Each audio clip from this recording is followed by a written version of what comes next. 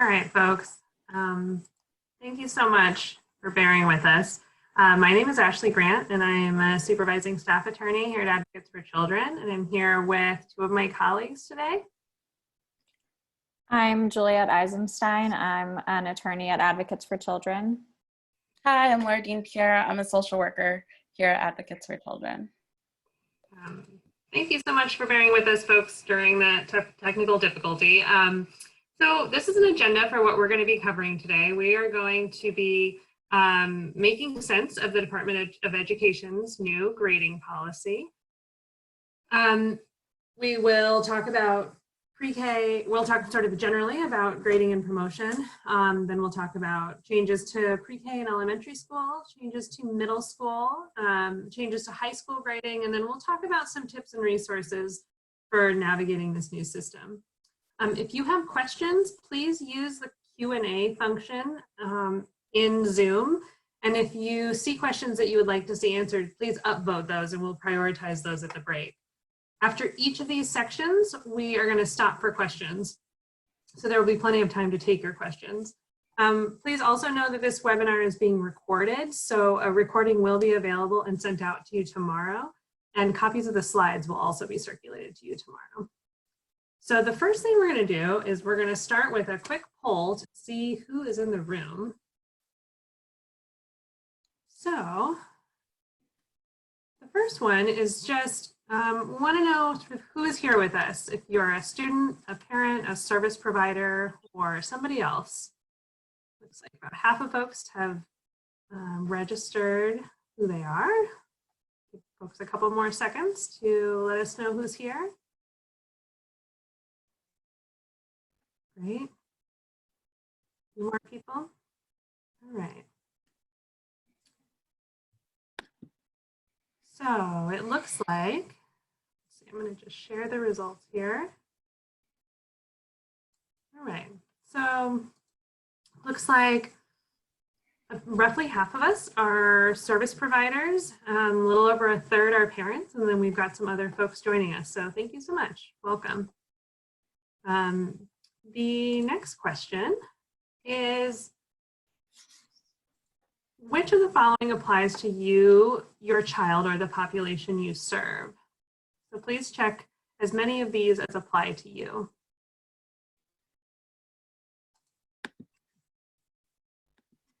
You should have a poll up in front of you.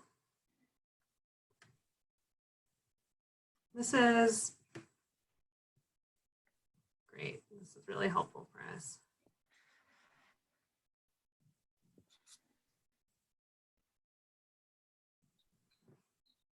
Wonderful. A little over half of people have voted. So if folks who have not voted, but folks who have not taken the poll, please go ahead and weigh in. Give you about another 10 seconds to fill this out. Go ahead and just check all that apply to you.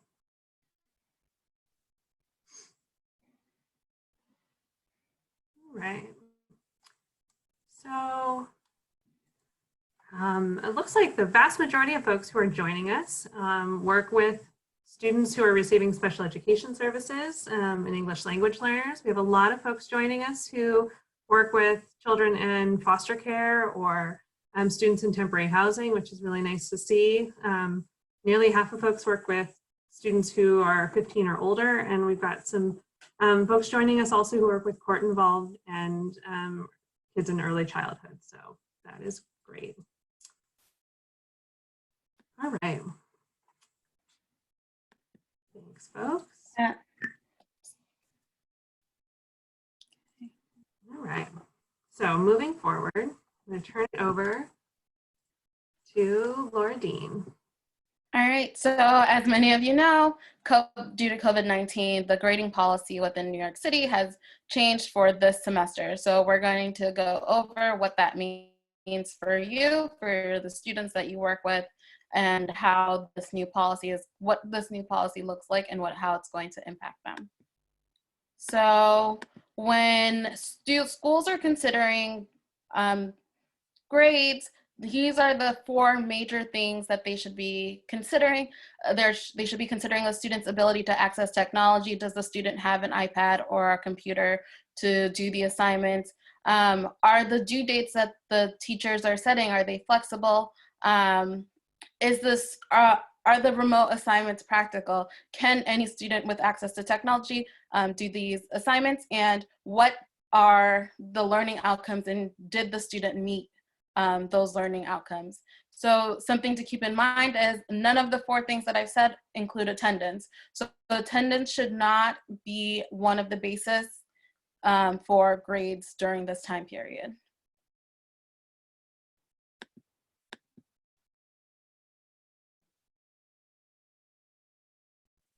All right, so if there are any questions about just that slide, go ahead and weigh in. I'm not seeing anything in the Q&A, so I'll give folks about a couple seconds to weigh in. Otherwise, we will move on.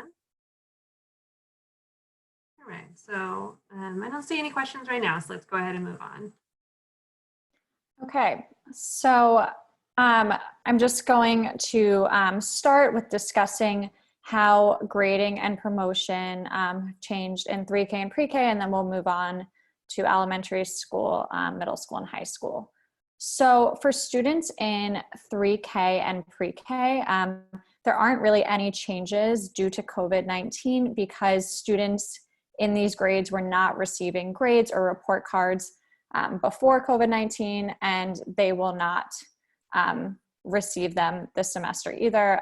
Students in these grades also have not been retained and won't be retained due to COVID. So the students that are these ages are not impacted by the policy updates. That said, some schools do provide progress reports for students in these grades. So you can follow up with your child's school to see whether they are meeting grade appropriate standards with their teachers, even though they won't receive a traditional report card. Okay. So now moving on to students who are in kindergarten through 5th grade. So first, I'm just going to start out by going over some basic grade lingo that the Department of Education is using for students in these grades.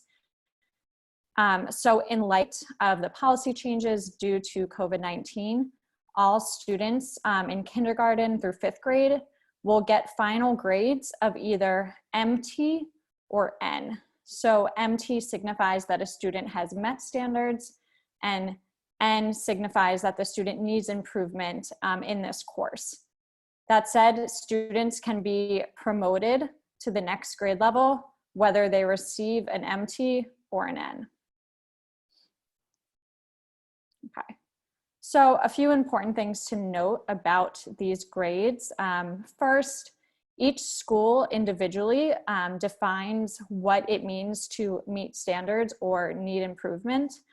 So this is done on a school-by-school basis. N is really supposed to be used when there's not enough information to determine if a student has met standards. So for instance, if they really haven't been able to access technology during remote learning and therefore haven't been able to submit enough work for the teacher to know whether they've met standards. And for students who do receive a grade of N or needs improvement, schools must document the areas of improvement that that student needs to work on moving forward in their report card and the other systems where they document grades. The final thing I'll note is that principals generally will serve as the primary point person for answering questions regarding, how the school is determining what MT and N means, as well as their individual grading policies. So they are always a good person to turn to if you have questions about your child's specific school. Okay, so the last piece I will note on students in kindergarten through 5th grade is reviewing, what these grades mean in terms of the promotion policy for these students. So just as before COVID-19 and the switch to remote learning, schools will determine whether a student should be promoted to the next grade by reviewing many pieces of student work to determine if they're ready for promotion because they've met grade level standards. The principal is the primary person to make this promotion decision in consultation with the students' teachers who have been overseeing their work. And 3rd through 5th graders who are found to not meet standards or to get an N on their report card may be encouraged to participate in summer learning, which is what the DOE is calling essentially summer school's equivalent. They are continuing to develop plans and programming and support for the summer months, and more information should be made available soon by your school in the coming weeks about what summer school will look like this year, but they have not yet shared concrete plans on that. There is also the hope from the DOE that very few students will be given grades of N. They are really hoping to promote all students to the next grade level who, they find have submitted enough work and meet learning standards. And obviously to attend summer learning if they need additional support. But whether or not students attend summer learning, the DOE is really trying to make sure that all students who are ready can move on to the next grade level after the semester. For students who have already been told that their promotion is in doubt, so these are students who were notified in February that they were already falling behind in classes. There hasn't been any concrete guidance given as to how schools should be providing supports to these students, but the emphasis is still, as I said, on making sure that as few students are held back as possible. If a child is ultimately not recommended to be promoted, you will be, or the parent will be notified by mail in June of this decision. And then in August, potentially after attending summer learning, parents can appeal promotion decisions in writing to their principals. And then the superintendent reviews these decisions and makes the final determination as to whether a student can be promoted to the next grade. So I will pause here and turn it over to Ashley to see if there are any questions about this. Thank you, Juliet. So we have a few questions in the Q&A. If you have additional questions, please take a moment now to register them in the Q&A.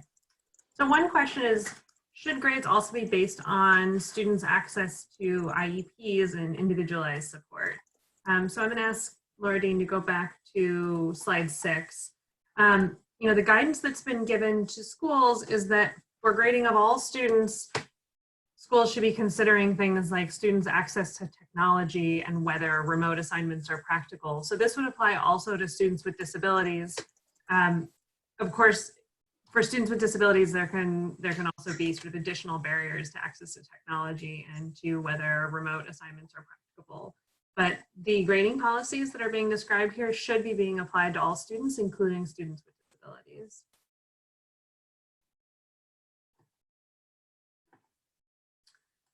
And then there's a question of what happens with students who are not attending remote learning at all.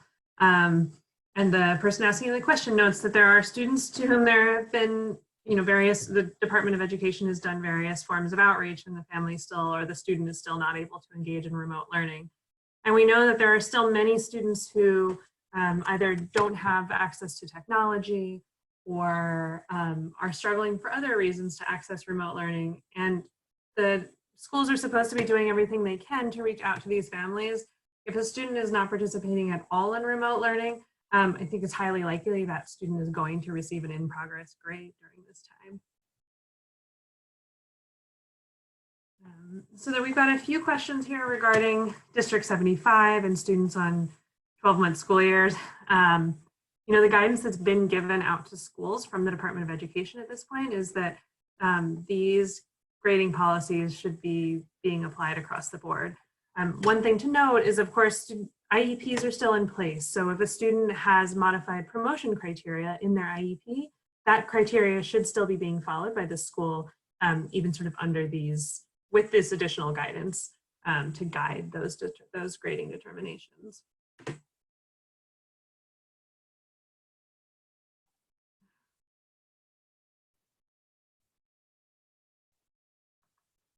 There's also some questions about summer learning, whether summer learning is going to be available to students if they have passed the grade. Unfortunately, there's still very limited information out from the New York City Department of Education about what summer learning is going to look like. So we would encourage you to stay tuned for that. I wish that we had more information, but unfortunately we don't at this point.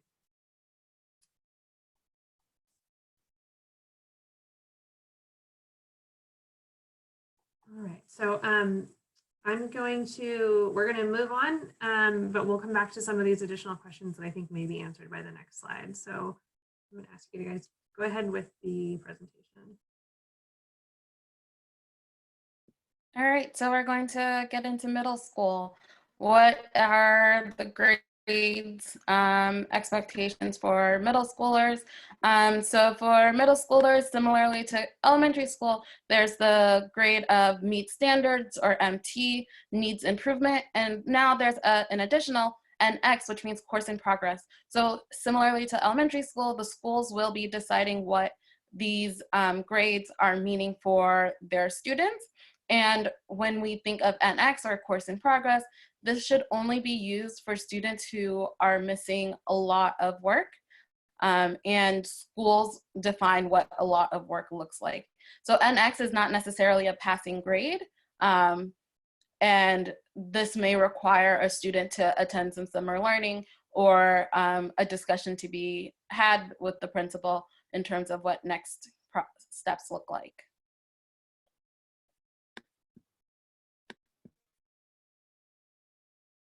All right, so as Juliet mentioned in elementary school, similarly, MT, N, or NX are all the final grades that the student will receive at the end of the semester. So it's not just, the MT, N, or NX is not just what you've gotten for the semester, it's the cumulative grade for your time in school. So it also encompasses the grades that you've gotten in, the student has gotten in previous semesters. NX we should note that NX should only be used if the student does not have enough work to truly calculate a final grade.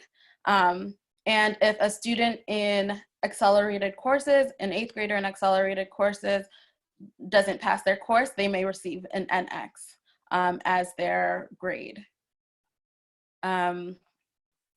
For N or NX, schools have to document what the areas of improvement for the student. So it's not just that the student doesn't have enough work, but it's also, here's the schools noting that here are the areas where the student needs to meet their grade standards. Students should receive an MT or an N unless, one, there's not enough grade work to calculate a final grade, or two, they've failed an accelerated course, and then they receive the NX.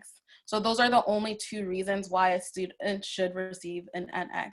There is push for principals and individual schools to be very proactive, where they're seeing students who are tracking towards an NX route, and the goal is to hold over as few students as possible. So schools are supposed to be proactive. So for, like, one of the questions asked, if a student's not doing the work, how are schools engaging with the family? How are schools engaging with the student to try to avoid the NX as a final grade?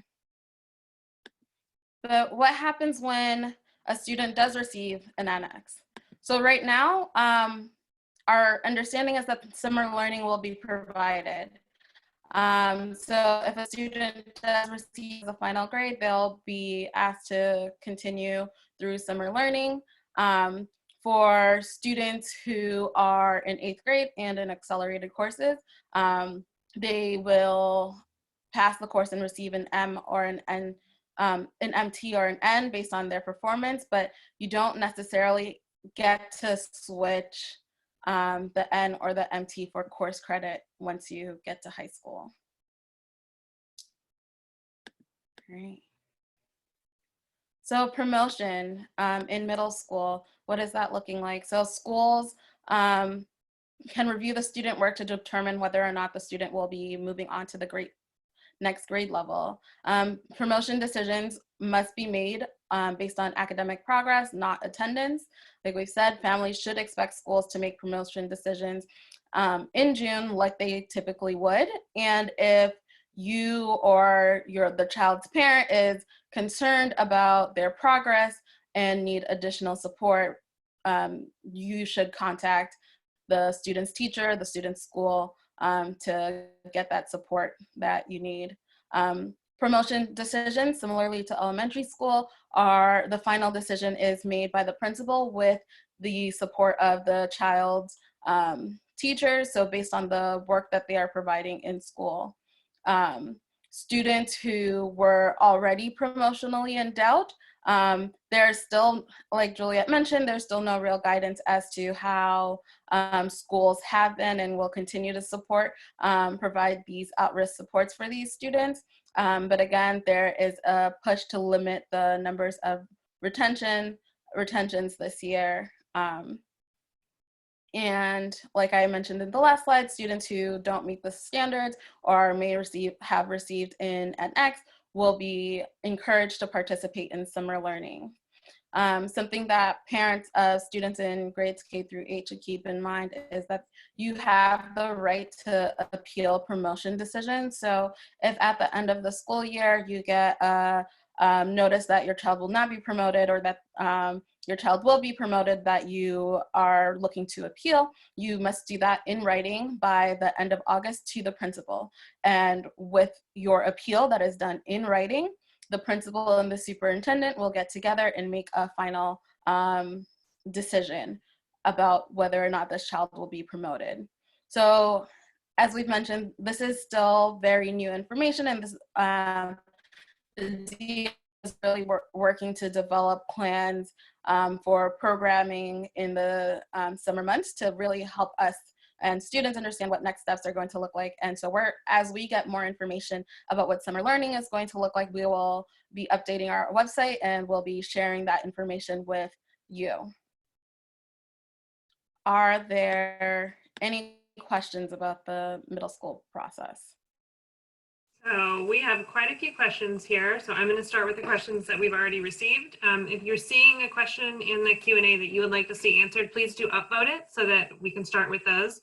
A few of these questions relate to high school, so I'm going to wait and cover them after Juliet covers the high school section. But taking a look at some of the questions that we have here. So the question is, if a student receives a promotion endowed and attends summer school and completes it successfully, the question is the assumption that they're going to be promoted at the end of the summer? Yes, the plan is for a Department of Education to provide remote learning opportunities over the summer for students who are not promoted to the next grade level at the end of June. So I wish that we had more information about what summer instruction was going to look like, but my understanding is that it's going to be remote, and like Laura Dean said, we will share additional information about summer learning on our website as we receive it from the Department of Education. There's also a question about whether students could be retained in a grade level if they did not receive a promotion endowed letter previously. So students are supposed to receive a promotion endowed letter by the middle of March.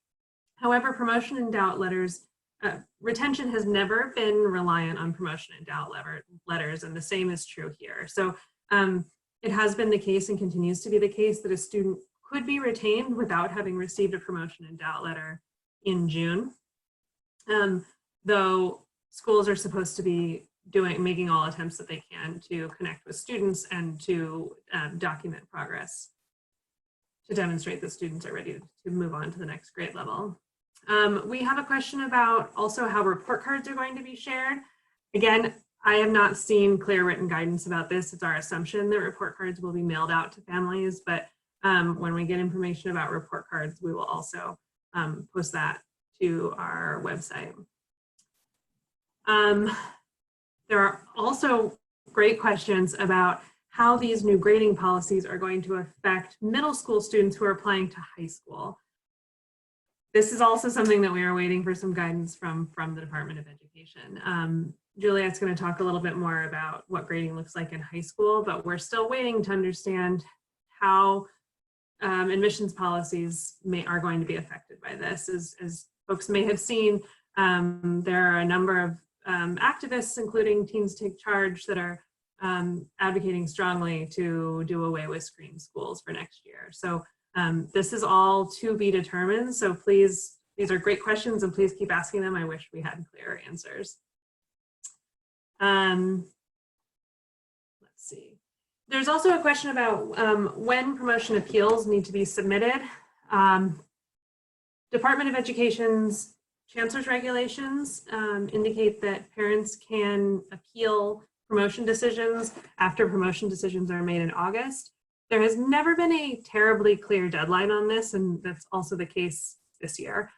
We strongly recommend, of course, that that parents appeal promotion decisions as soon as possible, as soon as they receive that decision if they don't agree with it.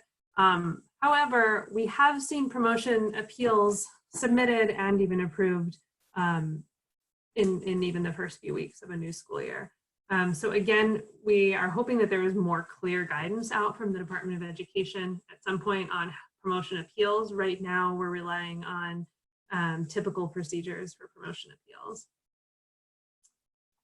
There's also a question about charter schools here. So one thing I just want to say broadly about this presentation is that this is the Department of Education's grading policy. So charter schools still have broad flexibility to create their own grading policies.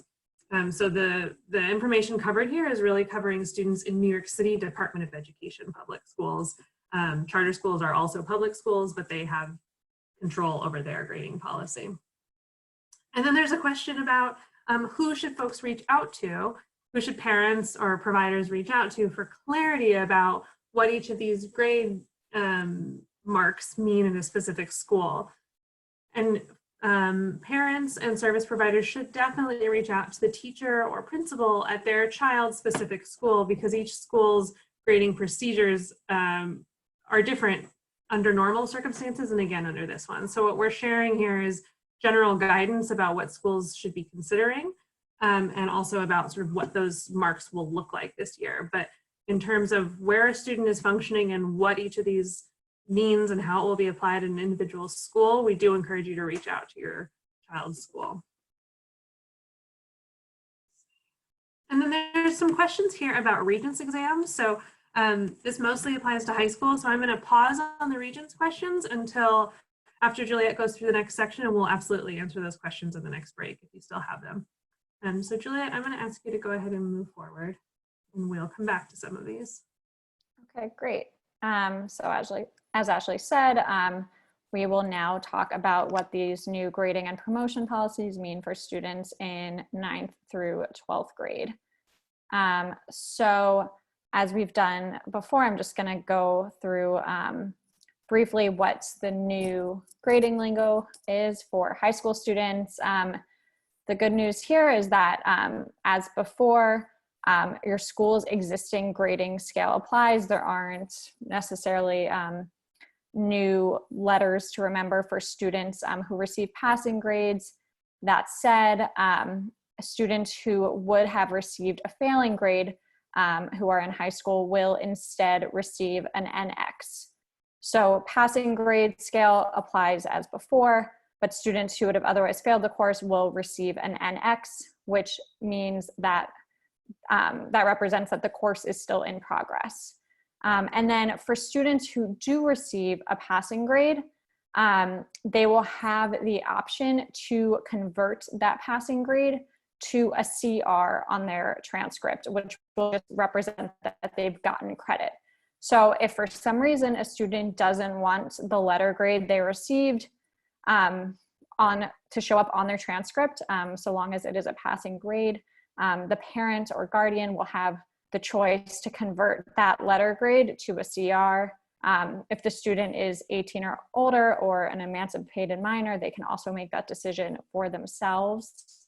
Parents will be notified of their option to do this in June when they get the child's report card for the semester, and there will be specific instructions with that notice as to how to make the switch to credit if you so choose.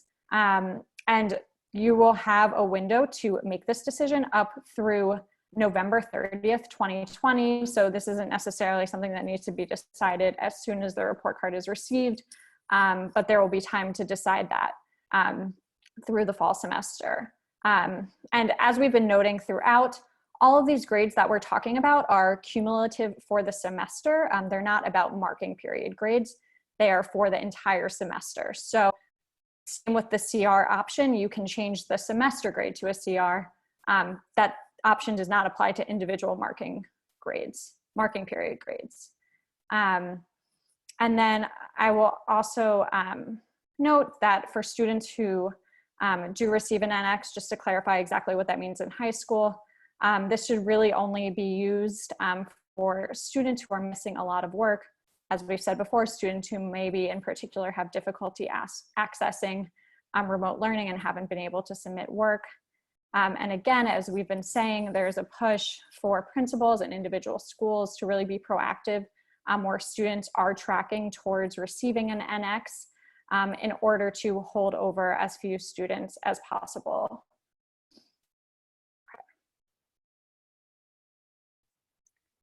So if you do receive an NX, what happens next?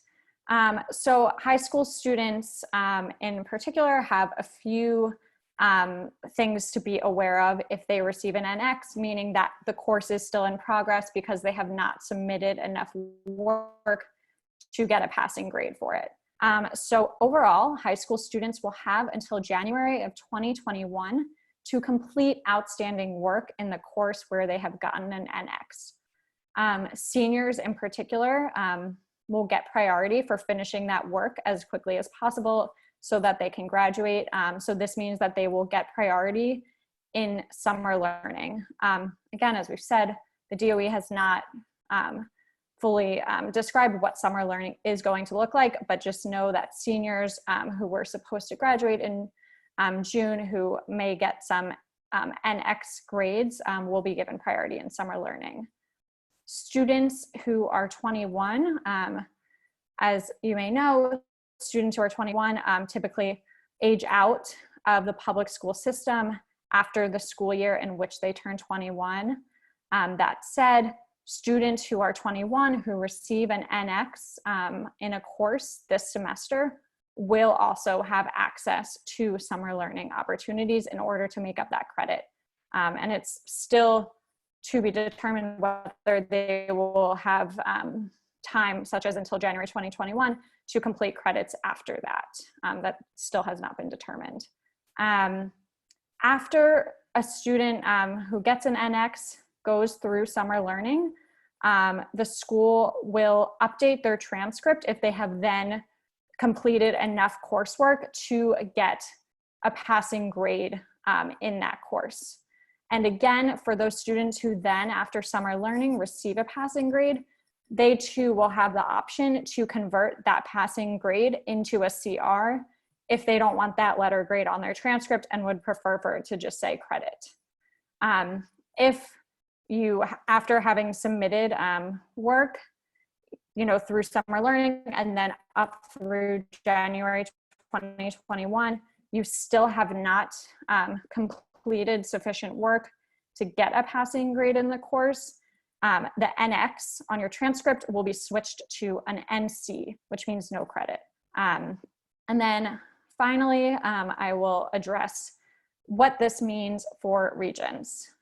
So as some of you may know, in order to get a Regents exemption due to COVID-19, you must pass the class affiliated with that Regents exam by August 2020. So you have an opportunity to pass that class this semester and get a passing grade in June 2020. Or if you get an NX in June, you have the opportunity to participate in summer learning to get a passing grade by August 2020. So while you can in theory work towards a passing grade up through January of 2021. If you do not receive a passing grade by August 2020, as far as the guidance has now indicated, you will not get a Regents exemption. And as this slide very briefly shows, what are Regents exemptions? These are exemptions given to students in grades 7 through 12 who pass a Regents affiliated class and planned to take the exam in June 2020. And the exemption means those students who meet that criteria can graduate without taking that Regents exam. We have a lot more information on this in a webinar we gave a couple of weeks ago. And when we distribute these slides, you'll be able to click on the link in that slide in order to view the webinar, as well as our PowerPoint from that presentation. Okay, I'm gonna pause here now for any questions about high school grading and promotion.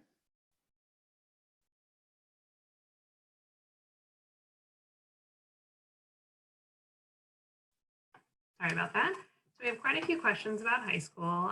Again, we're going to do our best to answer these questions. There are a lot of great questions coming through to the Q of A that unfortunately we don't have answers yet to. So I'm going to start by answering the ones that we have more information about. So the first question is, what will happen if a student fails a subject, an 8th grade student fails a subject and has already been accepted to or placed in a high school for the fall?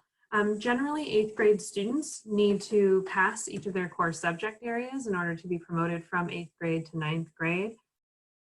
For 8th grade and actually all grades, schools should be following this guidance that is included in slide 6. If you guys can go back to slide 6. Just this general guidance that the Department of Education has provided to all schools includes 8th graders. So schools should be making promotion decisions with consideration of things like access to technology, practicality of remote assignments.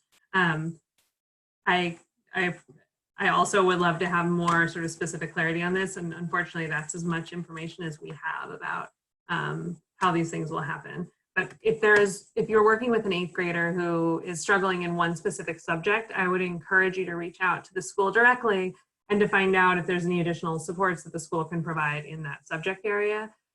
What we're hearing is that schools really are doing everything that they can to promote students to the next grade level, even if a student's really struggling to demonstrate what they know remotely. Let's see. There's a question about appeals. So as we discussed earlier, final promotion decisions should be made in August. And as always, appeals should be submitted to the principal, which then need to be approved by the superintendent. There's a great question here about how one sends an appeal to the principal when schools are closed. We do not have more specific guidance from the Department of Education on this. It has been a real challenge to get a hold of schools, as most of you know, during these closures. So if you are working with a young person and you're concerned about whether or not they're going to be promoted over the summer, I would encourage you now to get the contact information for the principal, preferably an email for the principal, so that you could submit the parent, or you could assist a parent, or if you are a parent, you could submit a promotion appeal via email in August if need be. We are going to continue to encourage the Department of Education to issue more specific guidance around this, because the questions that you all have are good ones, and I wish that we had better information. Let's see.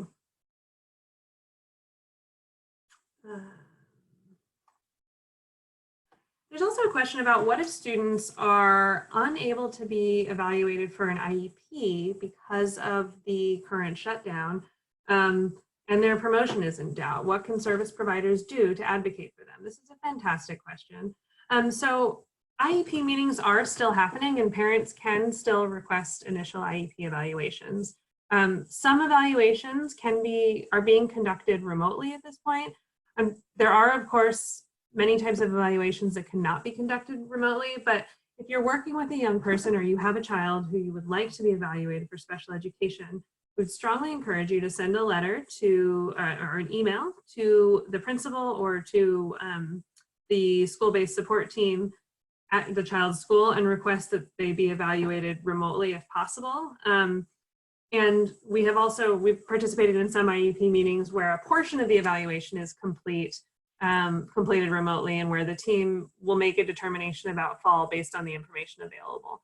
So I'd encourage you to continue following up with the school to ask for an IEP meeting, even if it's not possible to do the full spectrum of evaluations before an IEP meeting can happen. This is a fantastic question. Let's see. There's a question about whether schools are going to have to document how they applied these new grading policies, and about how that would be useful for students transitioning to a new school. So schools are supposed to explain areas in which a student needs additional support or needs improvement. I haven't seen specific guidance indicating that schools have to have sort of any explicit document about how they're applying the new grading policies, but they should be following their existing grading policies and modifying them based on this guidance. Juliet and Laura, I don't know if there's anything you wanted to add to that.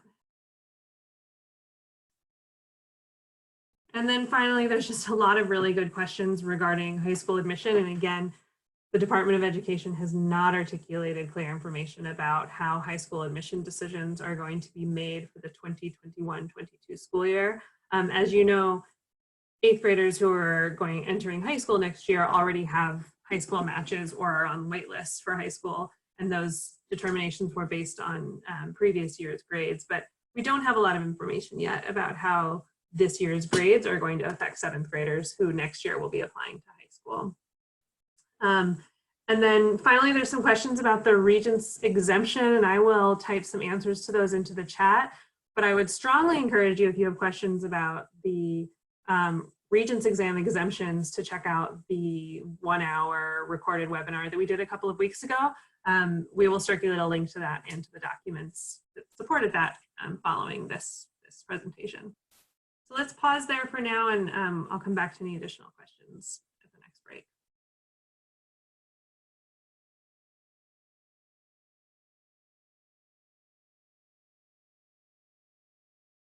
All right.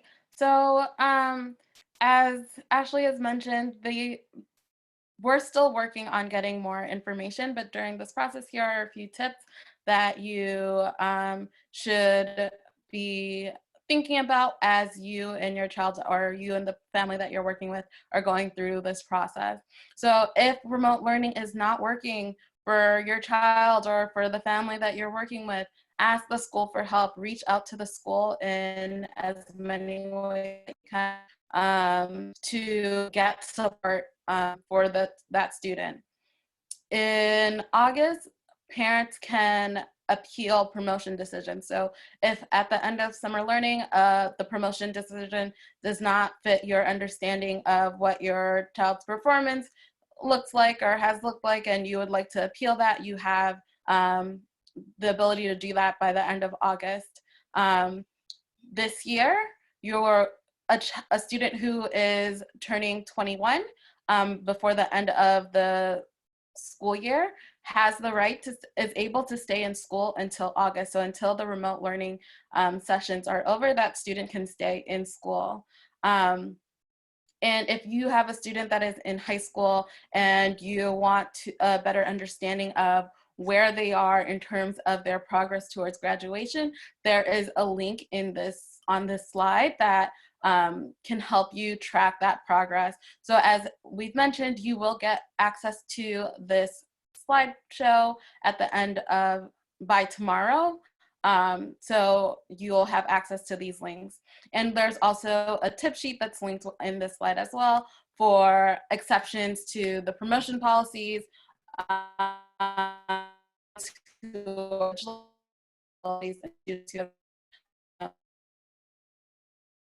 please,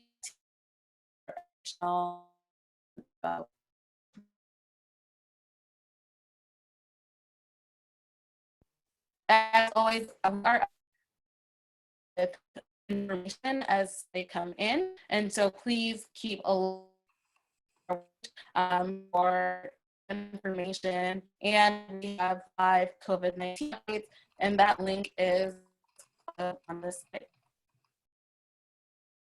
Lardine, you're cutting out on my computer, so I'm just going to repeat a couple of the things that you said. I apologize, folks. I think we are losing some of Lardine's audio. So what I want to do is answer a few of the questions that we're getting here. Let's see. One question is, what's going to happen if a student is given an NX, but they do not have an opportunity to receive credit during summer school?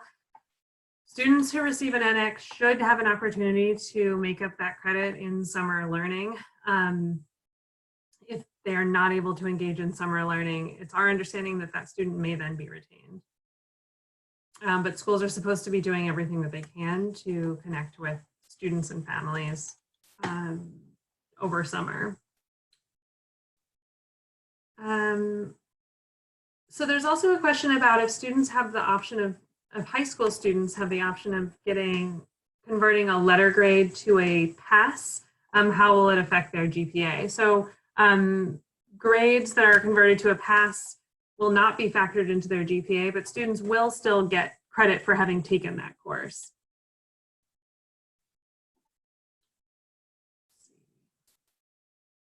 Also some questions here about IEPs and whether IEPs can still be amended. IEPs can absolutely still be amended at this time. So IEP meetings are still supposed to be happening across the city. And again, I would encourage you to request an IEP meeting from your child's school if you believe that their IEP needs to be changed. There's a number of questions here about the Regents Exam Exemption. We have about 8 more minutes left of this webinar, so I'm concerned that we may not be able to answer all of the questions regarding the Regents Exam Exemption because we did there's a full hour webinar available on that. At the end of this, we will circulate the slides from this presentation, and those slides include a link to the webinar about the Regents Exam Exemptions and about a tip sheet to that. So please check those out and do email us if you still have questions because we're happy to take questions about that.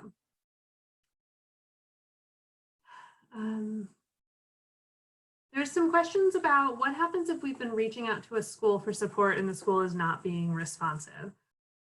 I would encourage you to email school principals or parent coordinators if you're not getting a response from your child's teacher.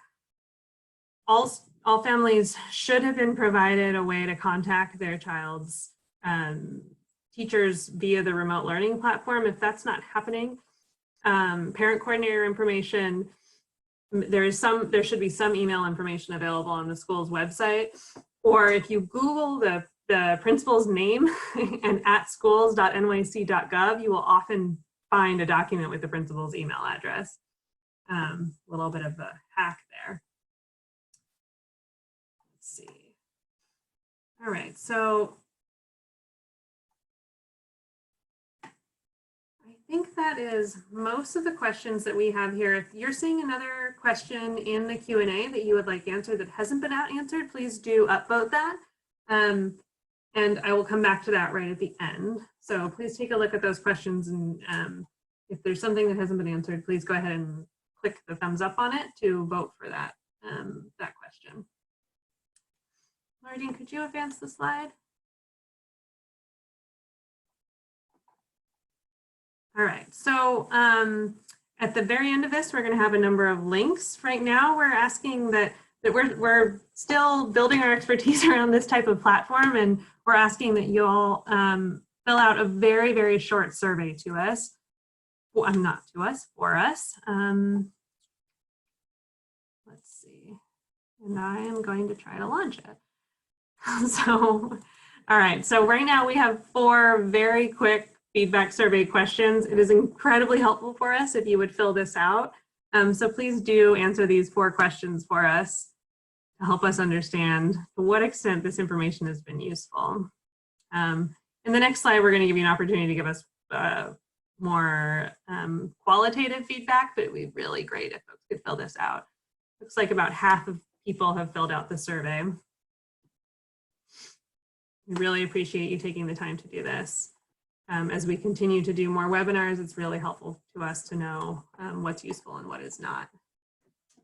And in the meantime, folks can keep looking at the Q&A and upvote any questions that you would like to see answered that are not yet clear. I'm gonna wait another couple seconds. About 70% of people have gone ahead and weighed in on this survey. If you haven't yet done that, please do take just a minute to click through these 4 questions. All right. Okay.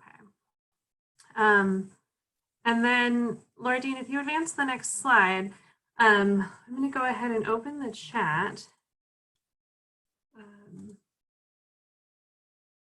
So you should now have access to the chat. It would also be incredibly helpful for us if you could respond to these questions in the chat. So again, we are new to webinars, and we would love to know something that you learned, your favorite part of the training and your least favorite part of the training. This would really help us create better and more robust webinars going forward. So if in the chat you could take a moment to answer these 3 questions, that would be fantastic. Laura Dean, if you could just leave the slide up. So we really appreciate folks filling in the chat with these answers. If you have to leave us and you don't have time to put your answers in the chat, when you close down your webinar, you're going to get a link to a very quick survey that asks these same 3 questions. If you could answer it then, that would be really helpful. And then the webinar, this entire webinar is going to be recorded and you can listen to it again. We don't get that recording immediately, but we will circulate it again. We will circulate it tomorrow as soon as it becomes available. When we email out that link, it will include a copy of the entire PowerPoint as a PDF that includes links to the documents that we described. Laura Dean, could you advance to the documents that are going to be linked here? So you're going to receive a copy of this PowerPoint that includes sort of an FAQ regarding the grading policy, promotion requirements for overage middle school students, and a number of other tip sheets related to this. I'm going to go forward. We've talked a number of times here, Juliet talked at some length about changes to high school grading. There are also significant changes to Regents exam requirements for students who are in high school right now and for 7th and 8th grade students who are taking Regents courses. So if you're working with those students, I would strongly encourage you to check out these links that we're going to email you. Advocates for Children has a summary of graduation changes, and then there is also some state education or NYCD guidance. And the FAQ here is being updated on a regular basis by state ed. With additional information as folks submit questions about high school Regents exam requirements, that FAQ is being updated. So I encourage you to check that out.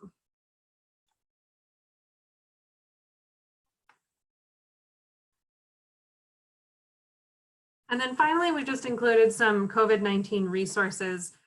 There's a link here to AFC's live updates on COVID-19. And as you heard, there's a lot of things that we still do not know about how this grading policy is going to affect students, particularly middle schoolers applying to high school next year. So please do bookmark our live updates, and we will continue to post information about grading and high school admissions as we get that information. And then finally, our contact information is on the last slide. And we so appreciate you spending time with us this afternoon. We've done our best to answer questions, but I know there are some that probably were not answered. So if you have additional questions, please go ahead and email us at this email address and we will respond. And also check out our website because there's a lot of good information about promotion and grading posted to our website. So thank you so much for joining us today. We really appreciate it. And everyone stay safe out there. Thank you so much. I'm going to go ahead and leave the window open just as folks are continuing to provide some feedback for us. But if you have already done that, please go ahead and close out. And if you don't have time to put feedback into the chat, please do click the link that you get at the end. Thank you.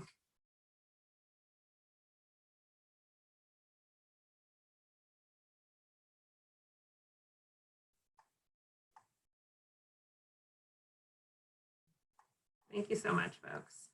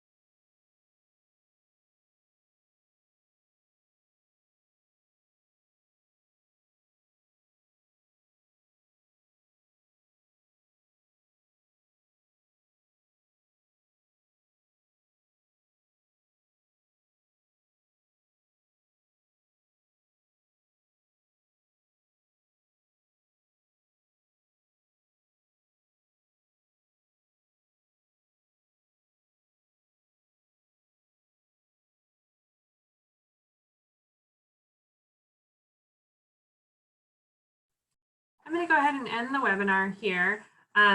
If you have additional feedback for us and you haven't had time to put it in the chat, please, there will be a pop-up as soon as we close this down. There will be a pop-up with a link to a survey asking these same questions.